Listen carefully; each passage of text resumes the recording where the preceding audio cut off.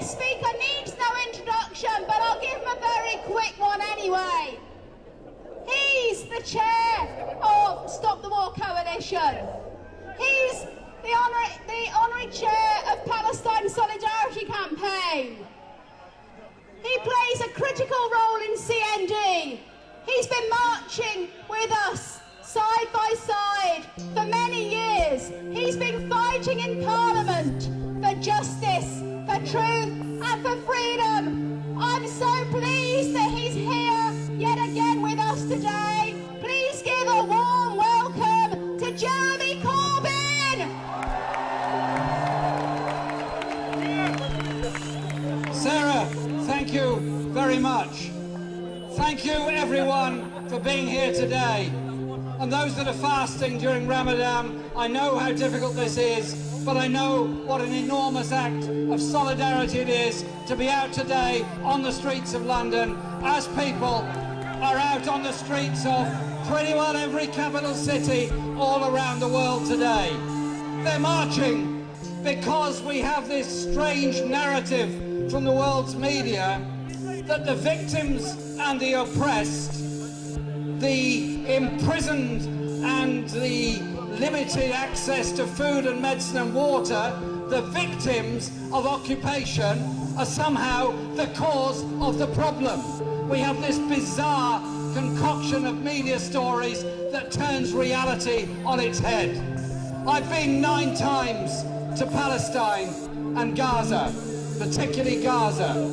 Every time I go to Gaza, I go with optimism. Every time I leave Gaza, I feel humble and angry at the way people are treated. Nearly 2 million people in prison, a 1 kilometre long zone around the Gaza Strip that anyone that ventures onto it, be it a farmer or a child, will be shot by an automatic weapon pointing at where they've come from. Anyone that goes out to sea will find their vessel shot by the Israeli Navy. Young people, 70% unemployed, more than half of whom are university graduates. We have the best educated and least employed population in the world in the Gaza Strip. And are they angry? Sure they are angry. Why wouldn't you be angry if your electricity supply is cut off, your water supply is cut off, your food supply is limited, your medical supplies are limited, and all the time there are drone aircraft flying overhead.